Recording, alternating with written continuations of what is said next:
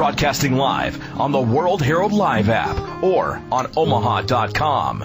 Catch her every Monday, Wednesday, and Friday, empowering you to look for and accept the good in everything. The future is bright. We'll take a look at what's to come in yours. This is Conversations with Suzanna.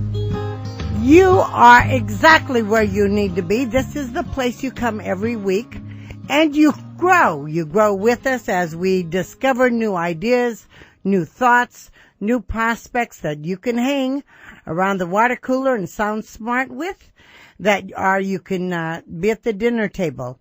Each show will give you something to take away to help you make your day better, make your life better. It is all about growing together, and that's what Conversations with Suzanna is all about.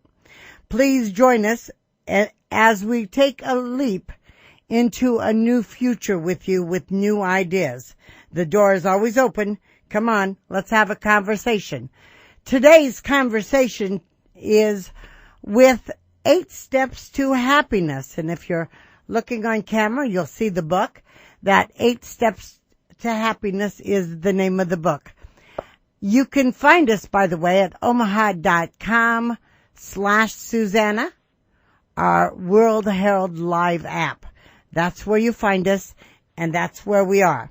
Right now, we're talking to, who are we talking to, young man, Chad?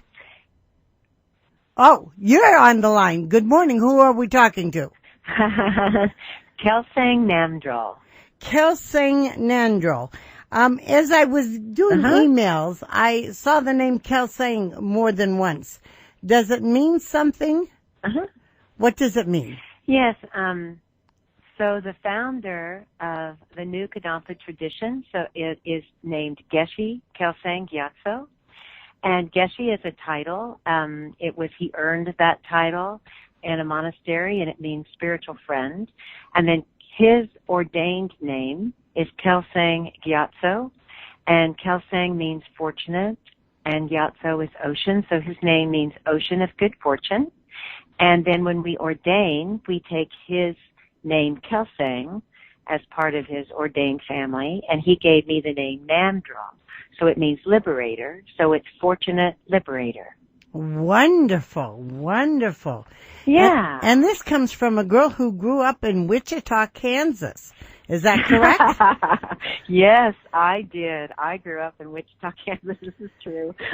And yes, I was born and raised there. Yeah, and as from Wichita, Kansas, how is it you delved into Buddhism? When was your first beginning thought of it? When and how were you introduced to it?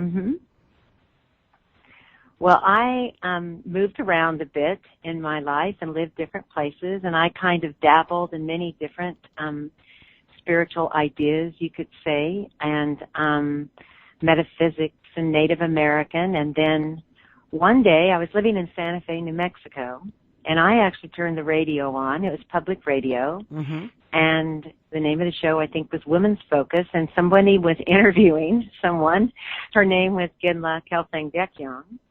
And I just kind of, was totally enthralled by what she was saying. And I found out that she was Buddhist, and I was living in Santa Fe, and she was the resident teacher in Albuquerque. So that's just like an hour away, and I was at the next class, and that's kind of how it went. And she became our U.S. National Spiritual Director, and then she is actually now our General Spiritual Director of our tradition. Wonderful. So what? It was a radio interview. Okay. So tell me exactly what you heard on the radio that really, because, when you talk of faith, it's quite a big statement. So what is it that you heard that really excited you about Buddhism?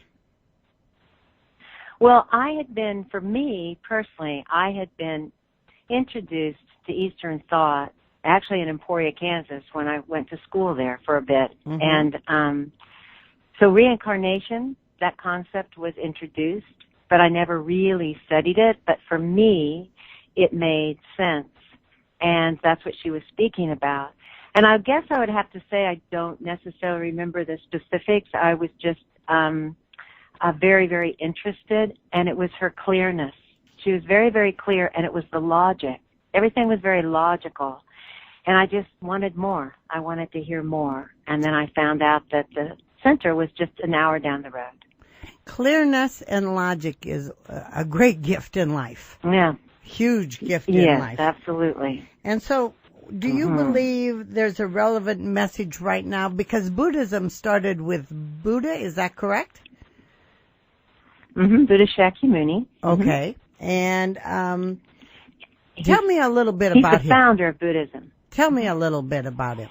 So, about Buddha? Yeah. So he is the founder of Buddhism, and he appeared in our world almost 2,600 years ago, and he gave 84,000 teachings over 40 years. And some of people are familiar with his story. It's more than I can share the whole story now, but he was a prince. His parents were a queen and a king. He was Prince Siddhartha, and he lived within the palace, and sometimes he would venture outside the palace walls, and he saw poverty, and he saw a monk, and he saw a corpse, and he just knew in his heart that, you know, people were suffering so deeply, and that he wanted to attain enlightenment and help people become liberated from their pain and their problems and establish permanent happiness.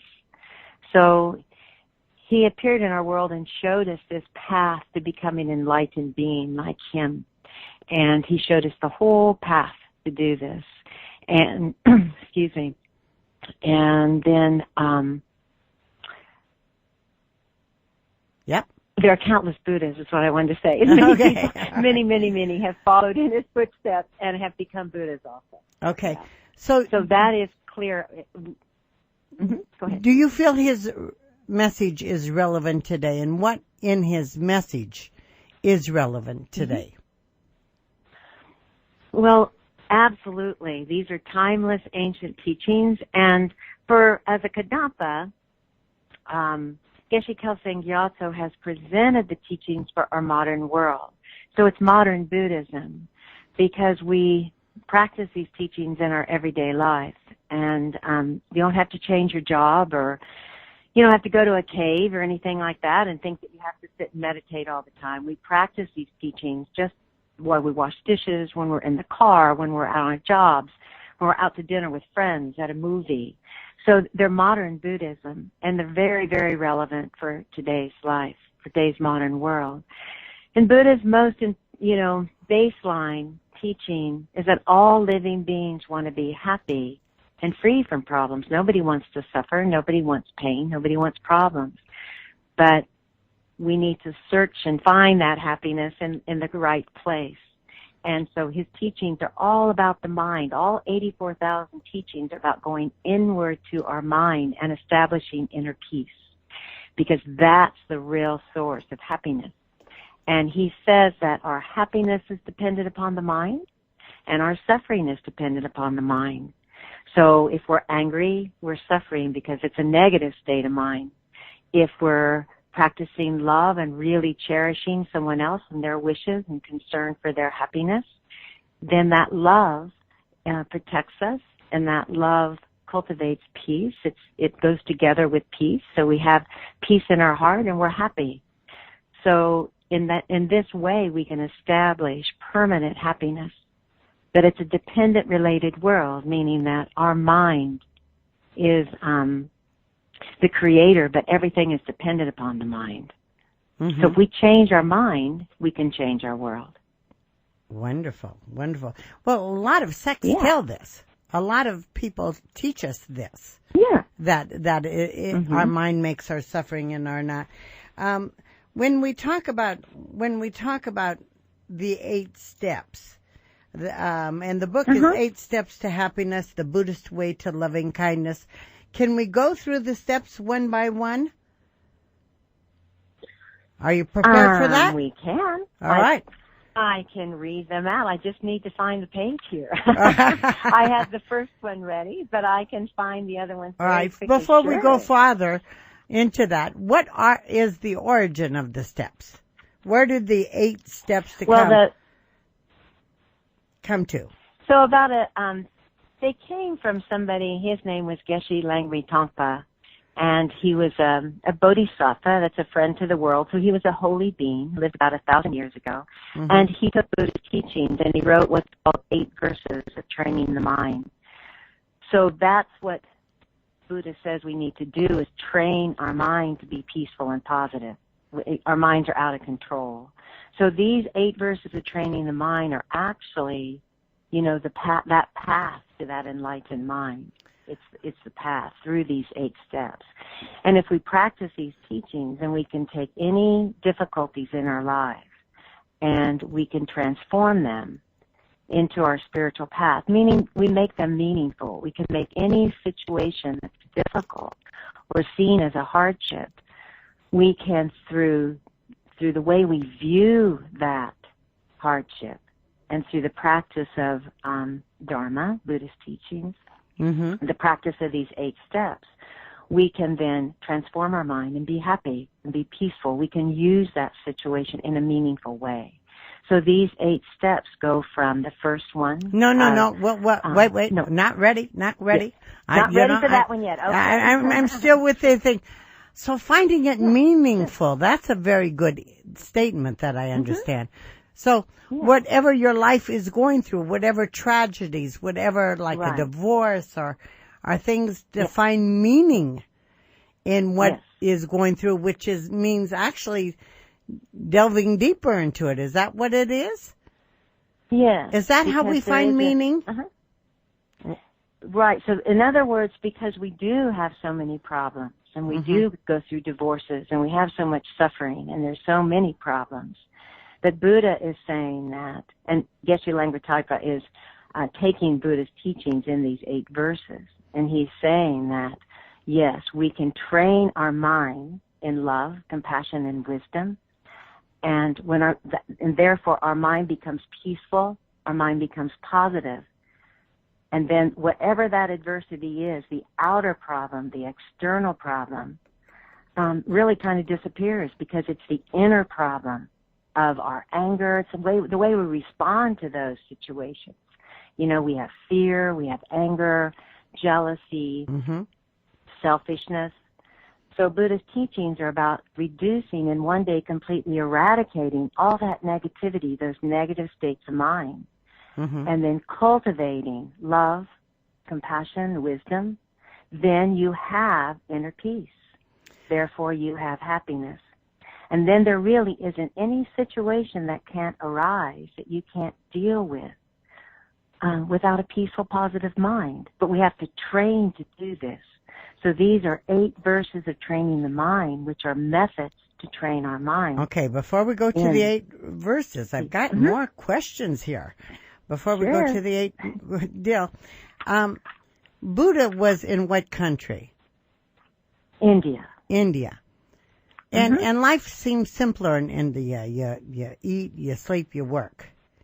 But here in the U.S., we have like complications up the wazoo. We're talking computers. We're talking phones. Right. How do we handle the complications of modern life? And does Buddhism work in modern life? I mean, we're talking, you know, I come to my computer the other day, Chad was putting up my show and the computer went down. How does one use the meaningful process of that, of this drama that we live in the middle of technology? How do we bring the Buddhist thought into that? Well, what Buddha is saying is that, I'll back up a little bit, was he's saying that we rely on our happiness to come from external conditions, friends, relatives, situations. In other words, we want our wishes fulfilled all the time. Like we want the computer to work. But we also rely, to not crash. Right. We want our so we see happiness as coming from, you know, our jobs, everybody is different. Right. It could be that you want a fast car, a reputation, all those kinds of things, enjoyment, sports, entertainment. And this is at the nutshell, you could say, is Buddha saying that we'll never find the permanent happiness that we all long for. No one wants to suffer. No one wants to be happy. We want to have happiness full time, but it seems to be fleeting.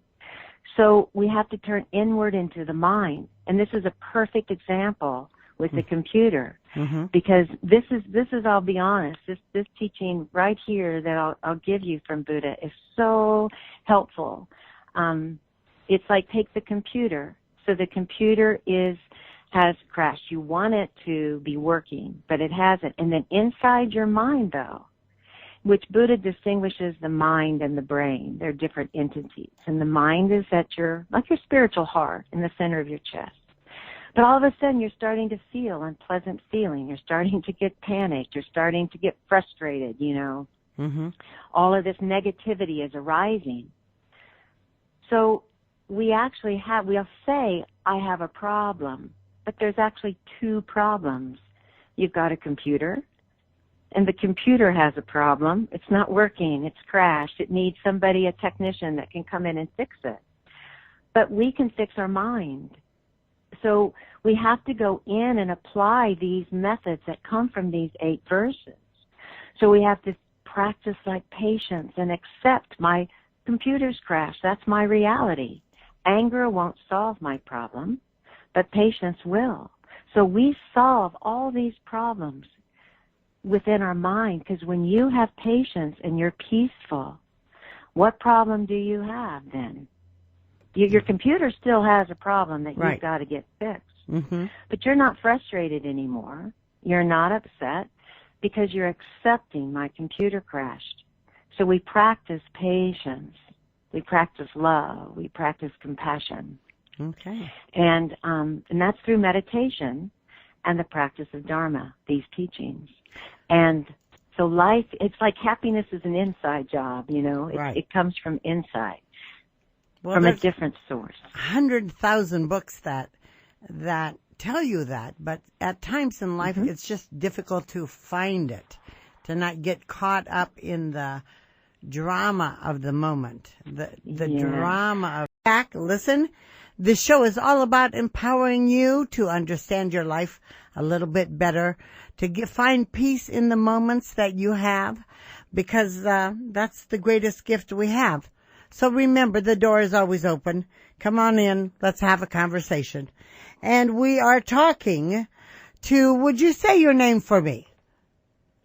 Sure, Kelsang Namdrol.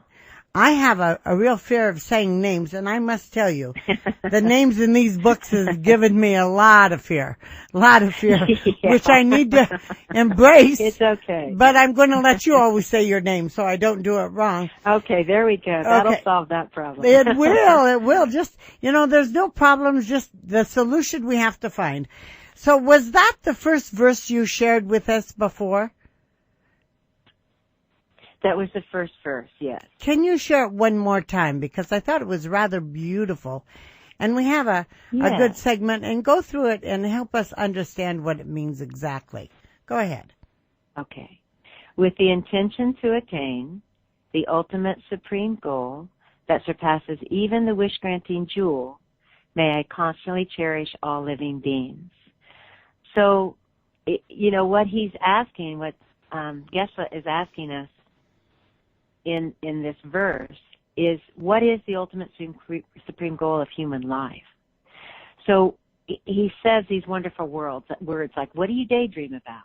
What do you think? What is it that you want? What are your desires? Is it material possessions, a large house with all the latest luxuries, a fast car, a well-paid job? Maybe it's reputation, good looks, maybe your love to travel. But we try to find our meaning of our life in those things. And many times we put our meaning of our life in relationships with family and our circle of friends. So these things can make us happy. It's not about giving those things up, but it's about thinking about how we don't have lasting, permanent happiness from them. And many times they bring us much worry and suffering. I mean, if money is something that's your wish, along with getting a lot of money comes a lot of problems of how you're going to invest it. And, there have been lottery winners that have given their money away, et cetera, and gone back to their old lives. Right. It's like because there were a lot of problems that come with it. Mm-hmm. So he's asking us to think about where happiness comes from and thinking, I want to be happy. I want to be happy permanently. And the teaching is saying, or this verse is saying, that it's the ultimate supreme goal of enlightenment. You know, that from a Buddhist perspective is our supreme wish. But you can take that and think, I want to better myself. You know, I want to improve my, all my good qualities. I want to make my love as strong as I can in this life. Because this is 8 steps to happiness, the Buddhist way of loving kindness. So you can think of it like that. You know, that wish is much more powerful than really any of those desires that we have, because our wish to become loving, kind, compassionate, wise will bring deep meaning into our life, you know, and it's not superficial, and it will not leave us.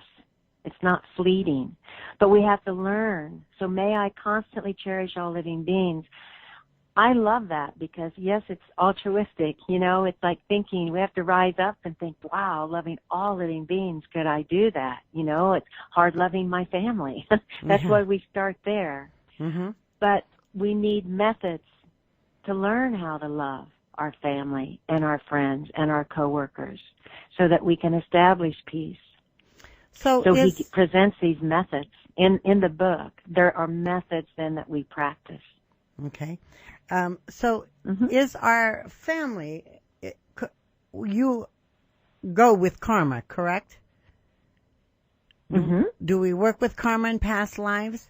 Yes, past lives, yes. Buddha taught past lives and karma. Okay, so if our karma is to be in a place where we don't feel love or supported by another, what do we do with that issue, and what is one of the steps that might help us to feel peaceful even though we're not surrounded by peace? I mean, our country is the greatest country in the world, and I'm always amazed at the drama we have, but you know, I've been in a third world country. I know it's not easy. And I'm thinking, here we are in this country with all these great things we have to support us, and we still have a problem finding happiness. And that's what the 8 Steps to Happiness is about, finding it within, not without. I like that. So give me another step that I can use in my life. Well, could I give you one little part because of the love, since it starts there? Could I give you like you bet. Give it. That would help you. Yeah, okay, because I think this may help. So what happens when we practice these teachings, and what we do is we listen to the teaching, which can mean even reading it, contemplate the teaching, we meditate on it, we meditate on this verse, and we meditate on this wisdom, and we take it deeper into our heart. And it's basically like a lot of Buddhist teachings are very unfamiliar to us. So it's like adopting those views. We have to adopt them into our life because they aren't what we're familiar with. So I'll be honest, this is truly like I love this teaching on love about kindness because it really shows how you can change a view. So we think of people, if they're kind, we think like, well, they're kind to us because they've done something that we really like. They suited our needs. So, you know, it can be somebody you're driving and they let you into that lane. It could be somebody at work says something kind to you, or, you know, any of those things, shares something with you, gives you a flower. That's how kind. But this is where these teachings stretch us. They stretch our mind. We have to think about them. We have to go, wow. It refreshes our mind with some wisdom. That's what I mean. They're very logical. Buddhist teachings are based on logic, analytical reasoning, than our own personal experience. We can even disagree. We just need to have an open mind. So he has a different definition for kindness. Buddha says that we're all interconnected in a web of kindness. So this is a method to learn to love others, and this solves problems because love will solve our problems. But we have to go into our own mind and solve our own problem of anger, our lack of love, our unkindness, our jealousy. Those are problems. Those are inner problems. But real, pure love will solve those problems. And then externally, it's at least we can solve any external problem or condition that arises constructively because we have a loving heart, a peaceful, positive mind. Minds and feelings are synonyms in Buddhism. So, excuse me, when I keep saying mind, it's a feeling. So he says that we're interconnected in a web of kindness, that we need each other. Like, he says that if a person's actions benefit us, how that's a kindness, and they're deserving of appreciation and respect. Right. So this includes everything.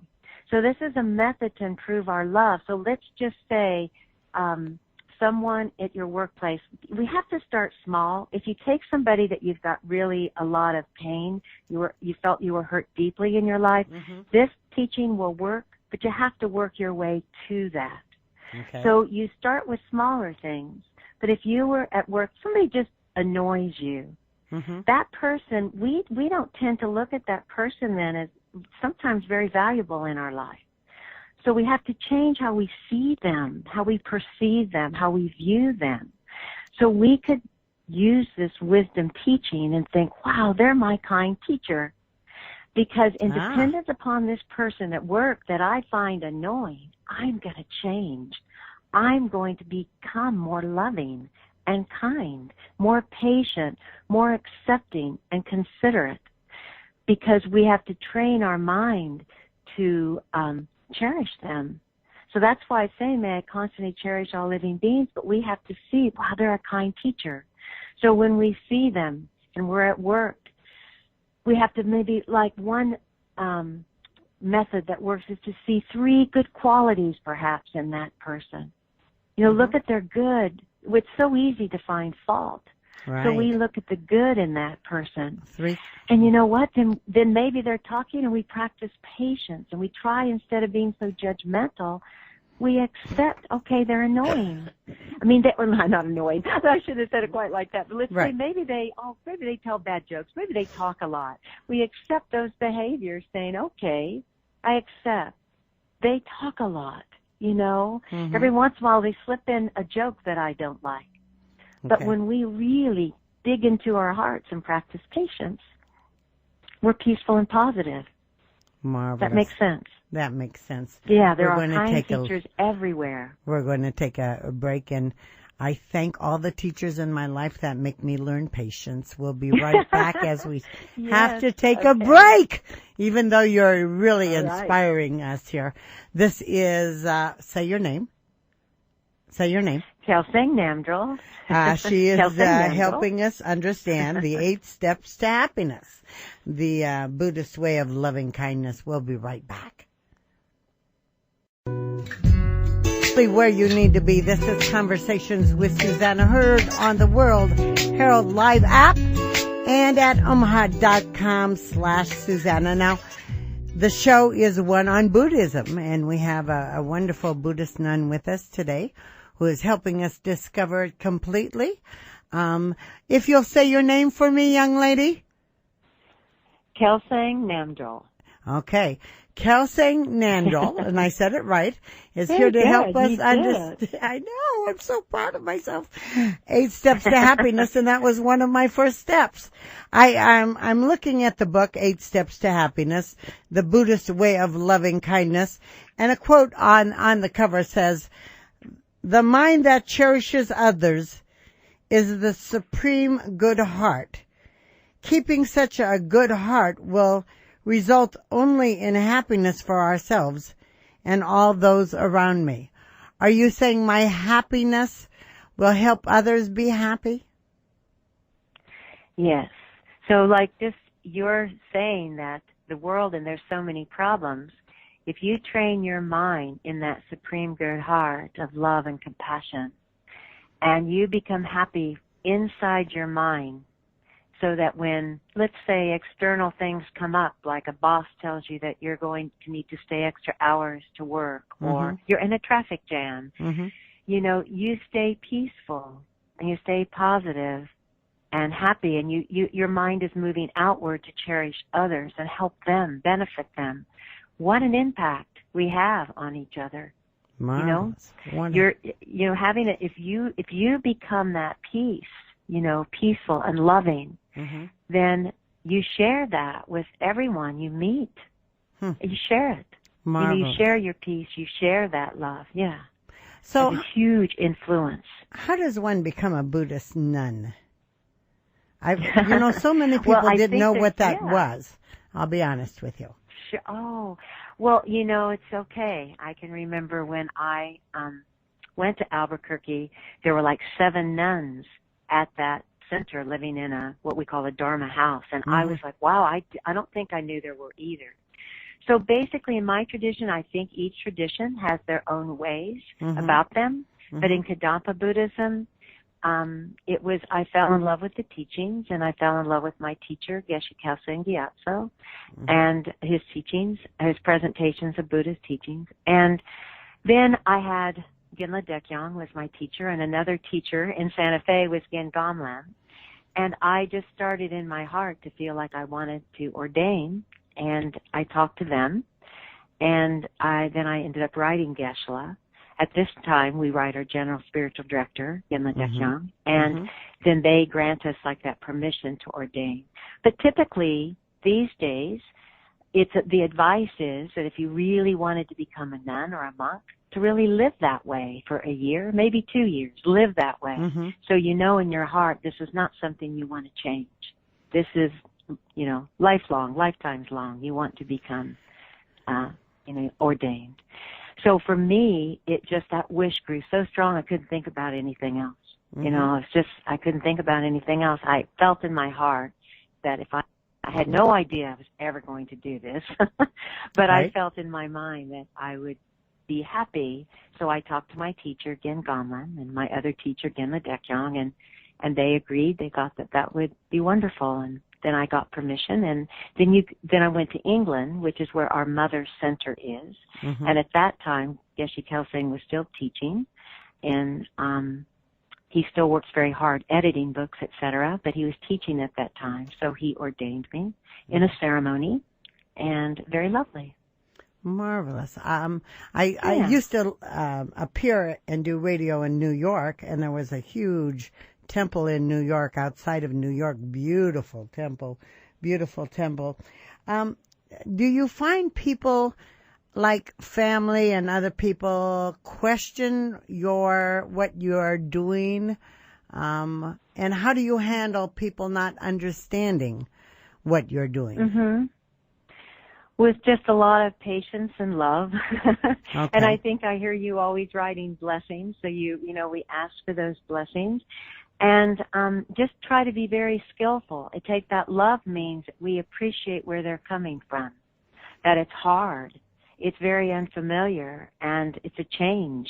So for some people, it's hard for their families maybe to accept that you want to become a nun or a monk.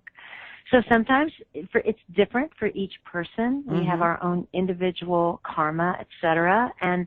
But sometimes we may decide to wait out of just cherishing them. Buddha Shakyamuni when Prince Siddhartha, he wanted to go attain enlightenment immediately and to cherish his mother's and father's wishes.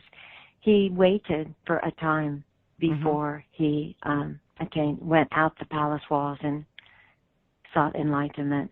So it's kind of the same thing. We want to use love. Love is very skillful. And so when we're cherishing their wishes, we're... I want to go to a place where time has no consequences, oh yeah. The sky opens to my prayer. He has never sent out a blast. I want to go to beautiful. Getting fit is so much easier when you've got help. Well, you do. You've got Fitness Together. With the help of Fitness Together's fantastic trainers and their personalized fitness programs, you can get fit and lose weight. You can choose from small group training or private one-on-one sessions. Regardless, Fitness Together will get you the results you're wanting. They know you are better than a generic fitness routine. This new year, invest in a new you with the help of the personal trainers at Fitness Together. Log on to fitnesstogether.com/Omaha today. Fitness Together in Legacy West. Get fit together. Today, my new dad and I shot off a rocket in the park. Today, my new son and I failed to shoot off a rocket. He knew exactly what to do. I had no clue what I was doing. We set up the rocket. Hit ignition. And then Nothing. Sometimes I laugh when I'm frustrated. Then out of nowhere, the rocket launched into the air. The rocket did get into the air. I've never seen anything fly so high. And then crashed into a kite. Look out! Look out! And then the pond. I'll never forget that day. I'll never forget that day, even if I tried. You don't have to be perfect to be a perfect parent. Thousands of kids in foster care will take you just as you are. For more information on how you can adopt, visit adoptuskids.org. A public service announcement from the U.S. Department of Health and Human Services, Adopt U.S. Kids, and the Ad Council.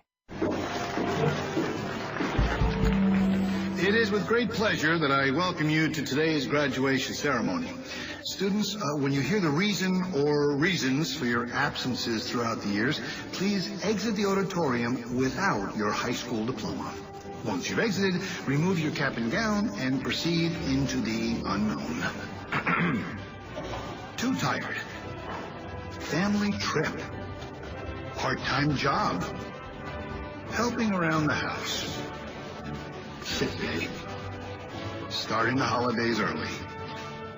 Just because. Starting in the 6th grade, students who miss 18 days or more of school in a year for any reason will fall behind and risk not graduating high school. How many days of school has your child missed this year? Absences add up. Keep track at boostattendance.org today. Brought to you by the U.S. Army and the Ad Council.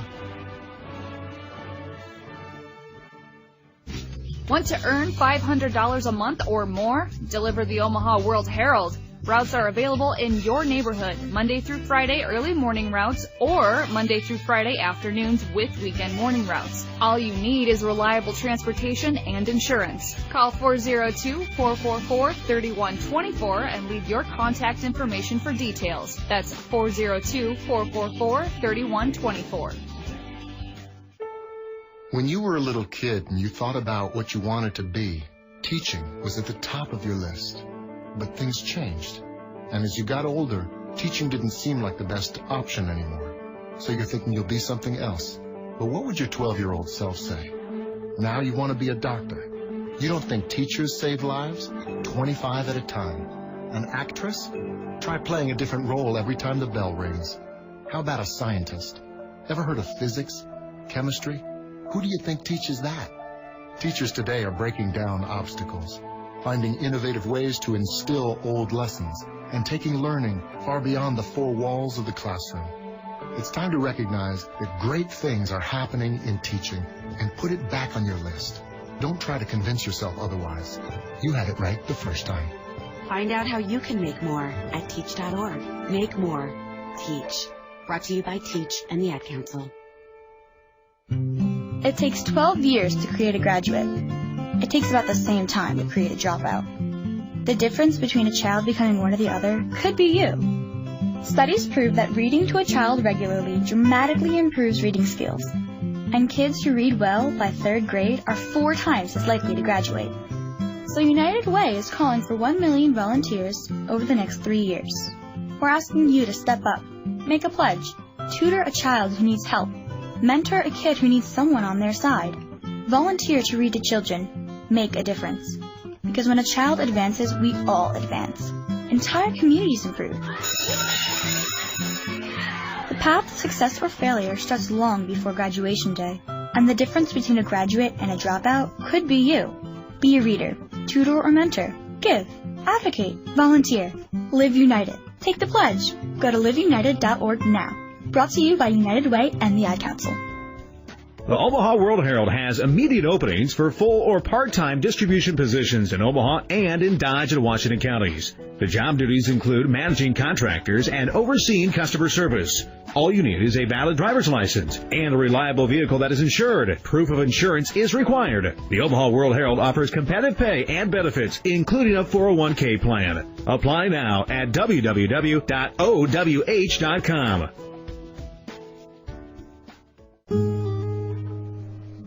Conversations with Suzanna, broadcasting live on the World-Herald Live app or on omaha.com.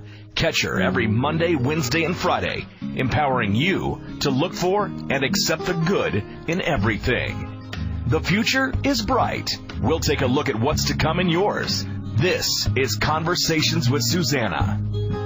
You are exactly where you need to be. This is the place you come every week, and you grow. You grow with us as we discover new ideas, new thoughts, new prospects that you can hang around the water cooler and sound smart with, you can be at the dinner table. Each show will give you something to take away to help you make your day better, make your life better. It is all about growing together, and that's what Conversations with Suzanna is all about. Please join us as we take a leap into a new future with you with new ideas. The door is always open. Come on, let's have a conversation. Today's conversation is with 8 Steps to Happiness. And if you're looking on camera, you'll see the book. That 8 Steps to Happiness is the name of the book. You can find us, by the way, at omaha.com/Suzanna, our World-Herald Live app. That's where you find us, and that's where we are. Right now, we're talking to, who are we talking to, young man, Chad?